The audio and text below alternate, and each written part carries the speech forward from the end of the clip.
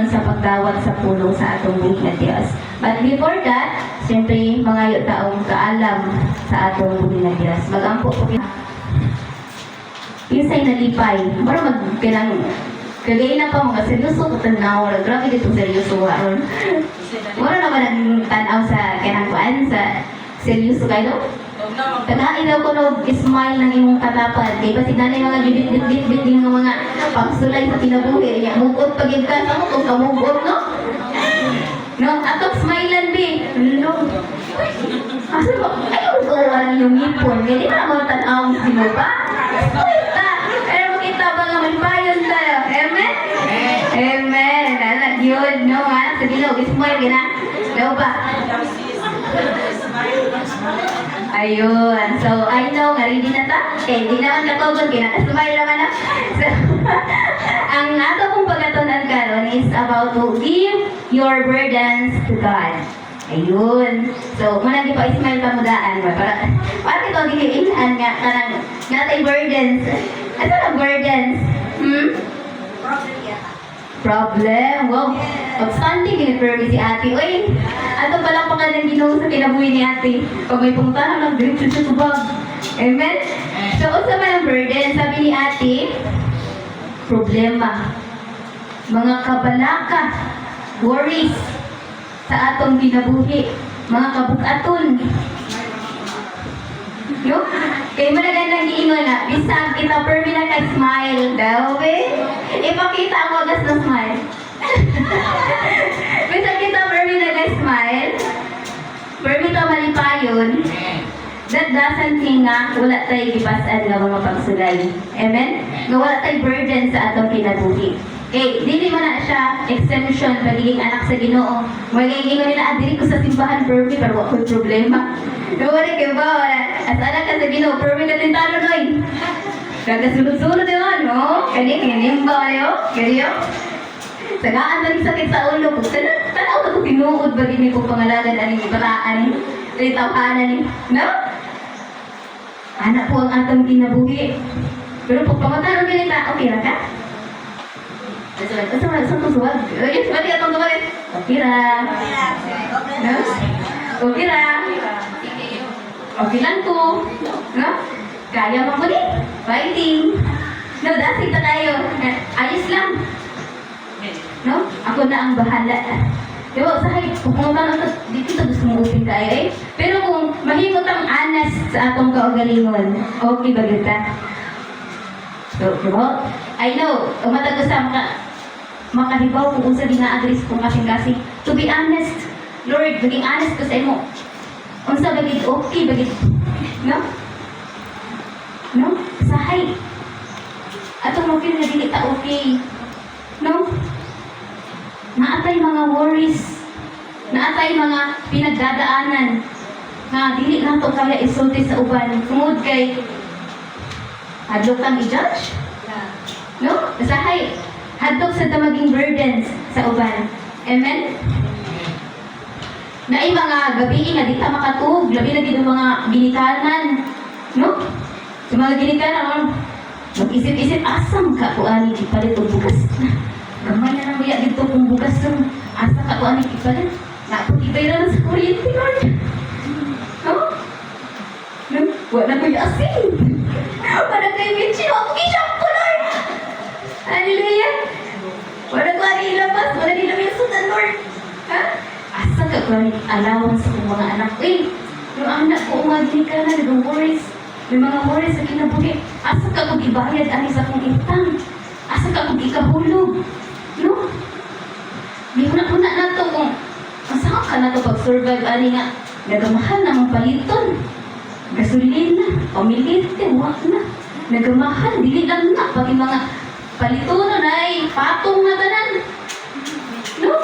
Apektado tas gira. Saglayo ka pa kayo. Gusto kayo magawa na. Kamusta ka ni mga humaning gira ay rin. Basta yung muda please na payo ng Pilipinas na mapiro na na. Wala kayo kasagang. No, sa akin, nagsata tayo mga worries na sinabuhi na ito ba? No, labi na gitan ka ng mga may nagtrabaho, ka ng mga OFW nga nagtrabaho doon sa mga naay apektadong gira-gira.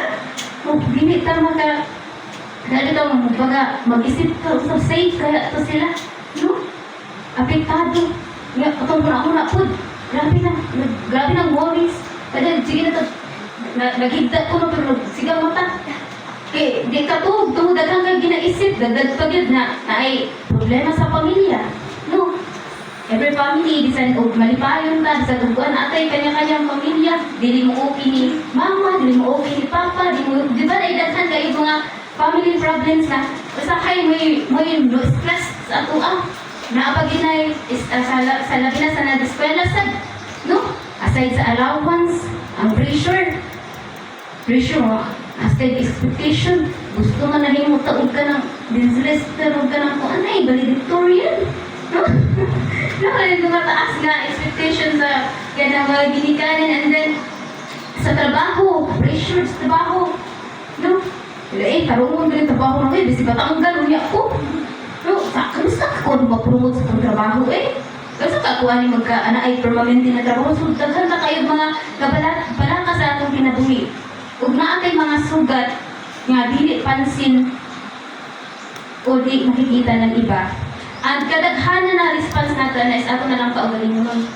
Sarilihin na lang ako Di ko gusto nga na ako'y ma-burdens na uban. Pero kung sa ingon ni Lord, ato pong basahon, naman may Bible no, na ato pong basahon ang 1 Peter 5:7. Nag-ingon po siya din na, cast all your anxiety on Him because He cares for you. Kabayra ka, ayun na siya. No? Sabi niya, cast, o kita na, cast, cast your anxiety to Him because He cares for you. Kana po siya makita sa 1 Peter 5:7. Or sa Bisaya pa, itugyan kaniya ang tanan ninyong kabalaka. Kay sa nagbasa ko, ako'y nagbasa ay, gawang may sulusukwa. Sabi niya, itugyan kaniya ang tanan ninyong kabalaka, kay nag-atiman siya kaninyo. Amen. Nag-atiman ang Diyos kaninyo. Wala ka ingon ang Ginoo nga, imo pa ng problema.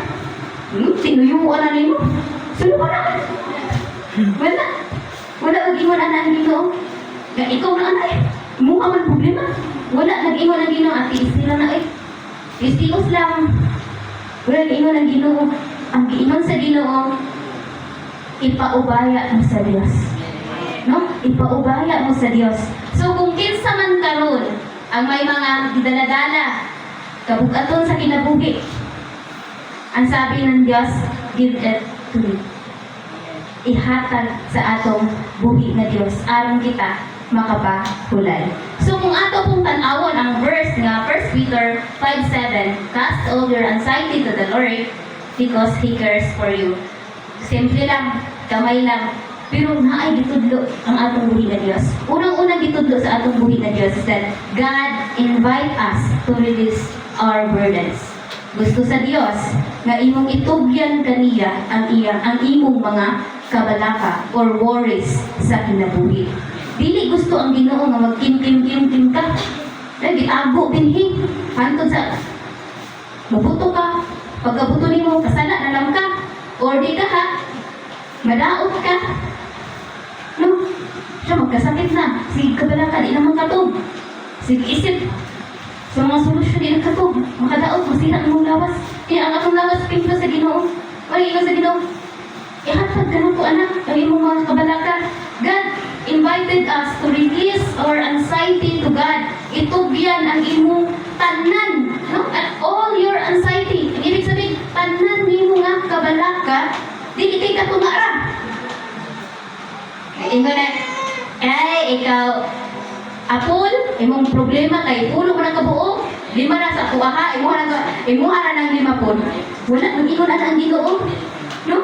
Ingon na, ikaw, Sister Virus, kay pulo mo na kabuo imong problema, kuha na ng 8 anahan. Imuha na ng 2. No? Wala mag-ingon na Ginoo, ang ingon sa Ginoo, itugyan ka nako ang tanan nimong kabalaka. No, meaning ayaw pagbilinig suon. Itugyan dito sa atong buhi na Dios. Kung sa man ang atong mga kabalaka sa kinabuhi. Tugyan na to sa atong buhi nga Diyos. Nag-ingon siya no, anak, naano ko, no? Ibigay mo sa akin, anak. No? Ihatag sa ako, hindi ko gustong magkalisod ka. No? Kaya lang ang problema sa ato, usahay, gusto na to ang tabang sa Ginoo. Pero ayaw natin bitawan ang control. Sa sabihin, anak, no, gusto na to ihatag sa Ginoo ang problema. Tabangan na sa Ginoo. Pero, wala na to. Ihatag sa iya ang kontrol. Muampo ta karon, Lord.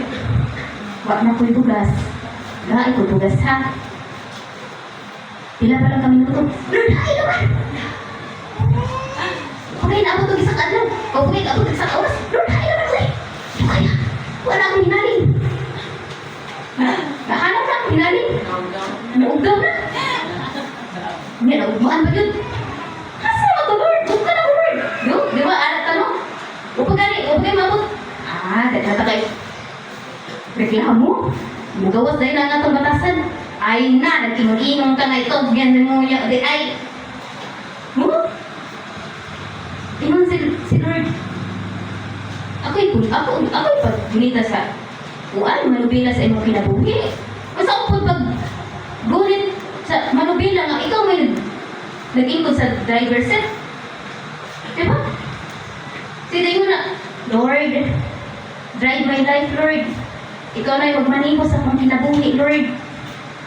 Hindi ko ni kaya ni mga pagsulay ni sa akong kinabuhi. Daghan na, matabunan ako. Ikaw i-drive. Kung yan, nag-ingkod ay ka sa driver set. Diba? Lord, di ko niyo akong iampo. Reklamo na yun ta. Buda na yun ta. Lord, di man niyo akong iampo eh. Gusto na to nga, si Lord ang musolve sa atong problema, pero di tayo nag-worry. Kung sa dito, ingon ni Lord sa Matthew 11:28. Amen. So, come to me, all you who are weary and burdened, and I will give you rest. Or sabi ka ni Yaya Againa, duol kamo kanako, kamong gibugatan sa inyong palasulon, o papahulayon ko kamo. So, willing ang Ginoong mupasan sa atong mga burdens. Aron kita po makapahulay. No? Ingon anak po ang Ginoong atiman sa ato. Meaning po, if ato pong isurrender ang tanan sa atong buhi nga Dios, ang kapalit po na is rest. Kapayapaan. Kasi tinuod lang, ang tunay na pahinga, sa Diyos mo lang matatagpuan. Amen? Kung atong gisurrender ang tanan kanato, no, ang atong mga kabalaka sa kinabuhi, ang Diyos ay bahala sa tanan. So, ang problema lang sa ito, okay, we refuse to let God in control. No? Atong pagtugyan, murag 1/4 lang, tayo, data, sabot eh. Huwag mo lang ihapon word, no? Ayaw natin bitawan o ipaubaya ng lubos sa Kanya. No? Mo, dighapon ta karas, kaya maman, naagihapon ang presence sa kabalaka. Kaya wala man po ang tinud-anay o lubos nga pagtugyan o pag-surrender sa atong buhi na Diyos. O wala man mag-ingon sa ang Ginoo nga, anak ka mo, doon sa kuwa, okay na ka. Sus, pinagkan yung problema. Wala mag-ingon ang Ginoo.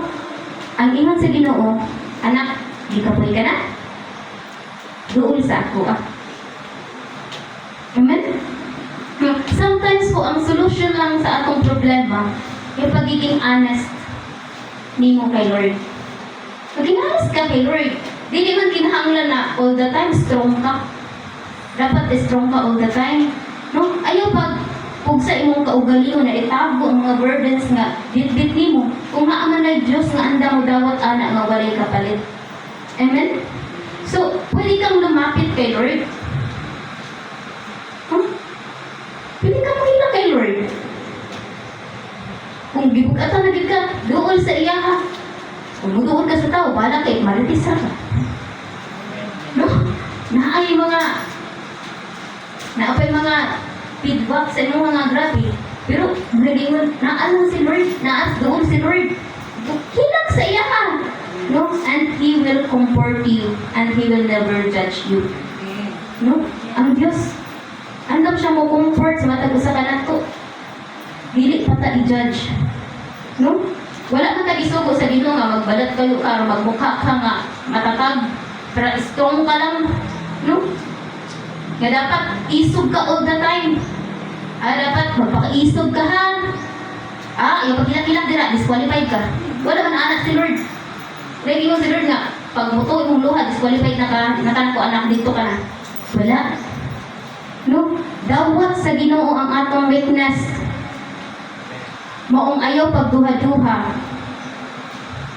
sa pagduol sa atong buhi nga Dios. Kasi minsan, ang breakthrough natin hindi nagsisimula sa solusyon kundi sa pag-surrender sa atong buhi nga Dios. Amen? Ato pong palakpakan ang atong buhi nga Dios. Hallelujah. Ang pangduha po nga lesson sa atong text is that pride, kailan mo siguro pride, no? Pride keeps us carrying what God wants us to carry. Ang pride, atong fried chicken na dapat isudan lang, kinabuhi man hinoon. No? Pride. Ang ato po kasi, yung verse ng 1 Peter 5:7 is hindi lang siya about sa pag-surrender kay Lord. It is also about humility. No? Kay, kung ato pong basahon ang pinakaunang verses ana sa 1 Peter 5:6, nag-iwan po siya diri busa pagpailalong. So, pagpailalong meaning pagpaubos, humility. Kamo sa gahom sa Dios aron magtuboy siya kaninyo sa panahon nga iyang gitakda. Pagpaubos. No, dili man din nato maitugyan ang tanan natong kabalaka sa Dios kung wala tay pagpailalong sa gahom sa Dios o pagpaubos sa atong kaugalingon. No? Okay, usahay mo yun na. Asos. Kaya ko man. Ang kabaliktaran mangod sa pag-surrender kay pride. Pride chicken. Kanay mong pride. Di ka gusto mong surrender Ryan eh. Kasi tatlo ni mo ako luya ko. Surrender mo siya. Oh! Diba? Say, kaya ko niyo eh. Kasi tugyan-tugyan. Kaya ko man. Pangunahan, magpuni mo eh. Kasi, mamunang kas kong kinabuhi, magbuot man ka. Diba? Say, anak ta. Ate pride. Wala ko'y buot, eh. Mo kong pangunahan. No? Kung pride, may kuan sa ito ang pag-surrender. Na imbis, i-surrender na to. Paubos ta. Muangkon ta, nakasala ta. Pero, wala. Tungod, kining pride mo na nakababag para sa pag-surrender na to sa atong buhi nga Diyos. Sahay, ginakontrol na to ang sitwasyon ba nga dapat ang Ginoo mo ay nagabuhit. Amen? No? Kaya wala man tagibuhat diri sa kalibutan sa Dios para akong dadong balang nga makabukat na sa kinabuhi nga kita lang na ay Ginoo. No? Pwede man ta mangayo og tabang sa atong buhi ni Dios. Pwede ta muduol sa iyaha, magpaubos sa iyahang atubangan. Kaya usahay na ay mga butang nga bisag unsaon nato pagsulbad upan kamutang dagit nato og sulbad. Dili nato kaya kay tungod ang Ginoo ray may kakayahan. Amen? So ato pong isurrender ang tanan kay Lord ug dili nato ilhon ang atong kaugalingon mas labaw pa sa iya. No? Tanggalon ang pride sa kinabuhi. Hinay-hinayan nato tanggal ang pride sa atong kinabuhi. Kay mo na'y mahimong babag sa imong tinuod na pag-surrender sa atong buhi nga Dios. Palakpakan po nato ang atong buhi nga Dios. O karon po ato kita sa point number 3 ringan po, God cares more than we realize. Ang Ginoo naga-care po siya sa matag usa kanato. Pagkiingan ka po sa mong katapad, God cares for you. Kung ato pong basahon ang last part sa atong verse, sa Mentix kaganina, sa may nakabasa. Kay ang Ginoo, ang salito kung Bisayaon na to, kay ang Ginoo. Asa nga 1 Peter 5:7, ayan siya. Itugyan. yan siya ang tanan ninyo kabalaka ay siya Okay. Klaro po. Last part nga siya. Kay siya nag-atiman kanino. Cast all your anxiety to God because He cares for you. Ang Diyos, dili lang siya powerful na God. Usab po siya ka Diyos nga maalaga sa iyahang mga anak. Concern siya sa atong kinabuhi. No, nag-ingon gani siya sa Psalms 55:22, nag siya, cast your burdens on the Lord and He will sustain you. Or, itugyan kang Yahweh ang imong mga kabalaka ug lig-unon kanya. Amen? Anak, kita ka pinangga sa Ginoo. Di lang niya gusto ko haon ang mga burdens ato ako dili suportado pa ta sa atong buhi nga Dios. No? May mga times talaga na daghan tag ginahuna-huna nga puno ta sa kabalaka. Daghan kay mga butang nga pwede mo stress out sa tuwa maggasto, stress. Daghan tag gina-overthink, no? As if we can do something to ease the situation, bitaw. Pero ang kinahanglan din kay nato is muluhod. Mag-ampo o musurrender sa atong buhi na Diyos. No? Kay, ang Ginoo concern siya sa matag usa ka nato. Dili siya gusto nga mahago ta. Amen po ba? Usahay, sa dili na kaya, bitbitong gihapon. Isang sakit na, di gihapon mabuhi. Kasi invitation ni Lord, ang invitation ni Lord dili more stress, kundi ang invitation po niya is rest in His presence. No?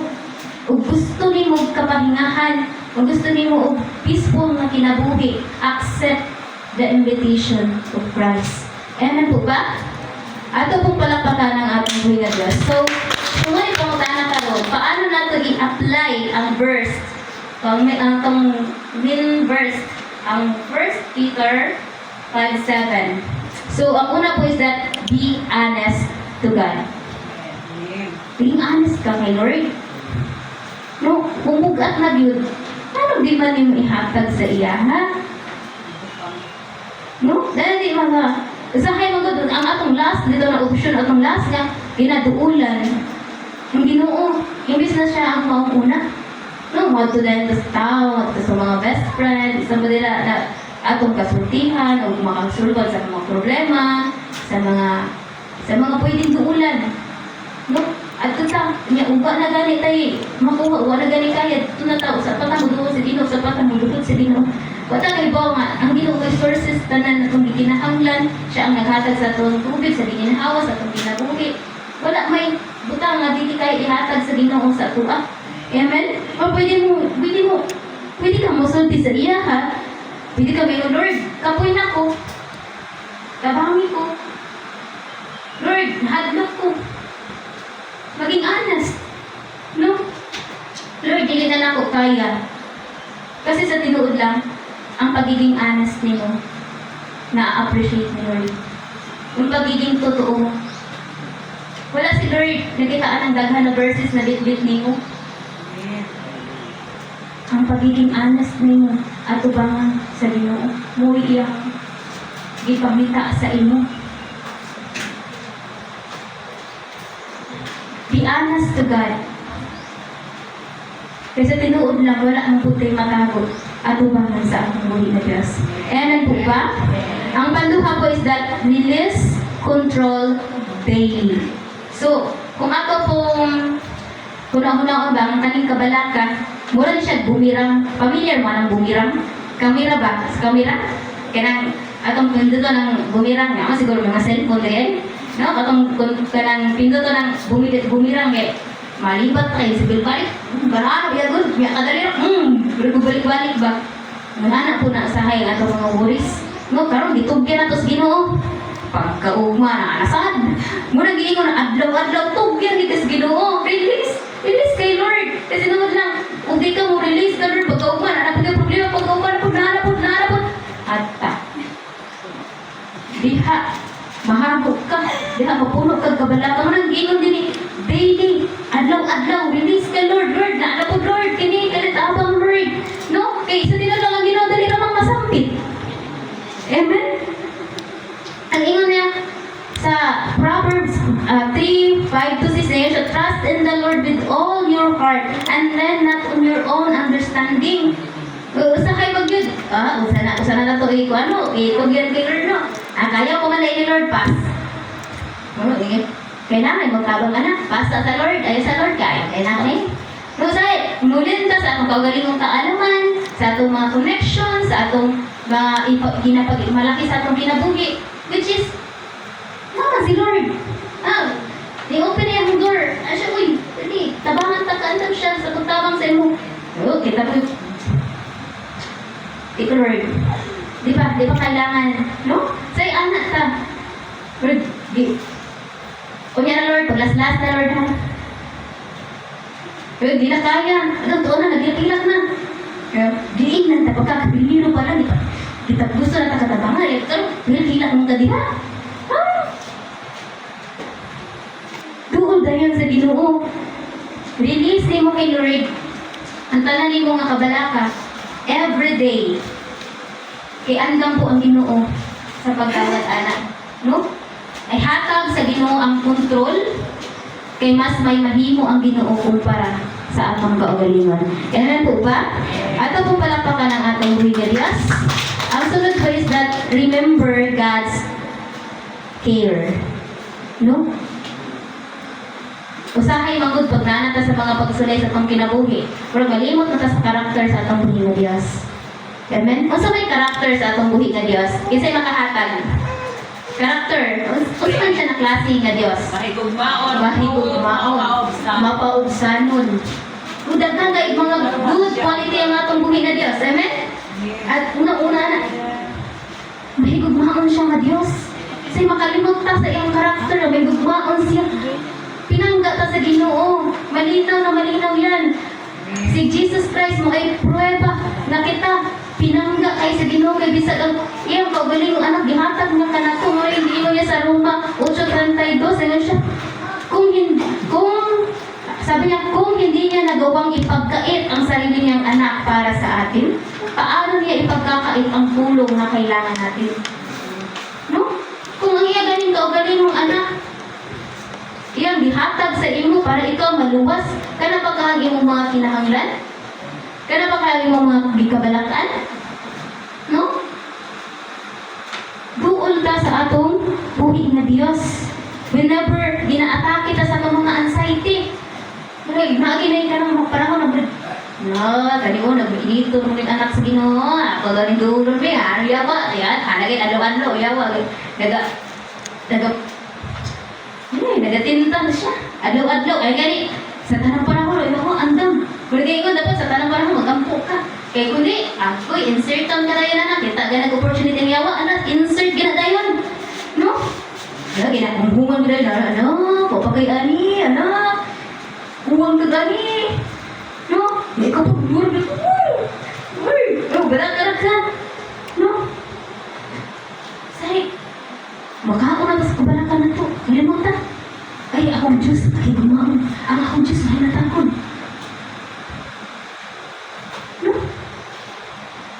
Parang, mumumang rin sa yawa. Ampo na yun. Kinahanglan lang mo ang pagiging honest sa imong pag-ampo. Ang imong honest nga pag-surrender kay Lord. Remind yourself na pinangga ka sa Ginoo. O hindi ka pababayaan ni Lord. Amen po ba? Amen? So, kung kinsa man karon ang may mga bit-bit nga butat, kabalo po ang Diyos anak. Kay may gani iyon, tuloy matago sa atong buhi ng Diyos. Baging problema sa pamilya, financial stress, heartbreak, or fear about future na to, mga kabataan. Ang mensahe po sa Ginoo karon simple lang. Hindi mo kailangan dalhin mag-isa. Ang ingon ng Ginoo sa 1 Peter 5:7, cast all your anxiety on Him because He cares for you. Hindi ka nag-iisa. So, naay Ginoo nga, handa kang damayan. Amen? Itugyan kaniya ang iyong mga words o makadawat ka kapayapaan. ang kanindot lang sa kinabuhi kung naatay kapayapaan o pahinga. Ug kana siya ng kinabuhi, ato lang ng matamasa kung naata sa presensya sa atong buhi na Dios. Amen? Hallelujah! Ug dili po natapos ang mensahe sa Dios. Hinaot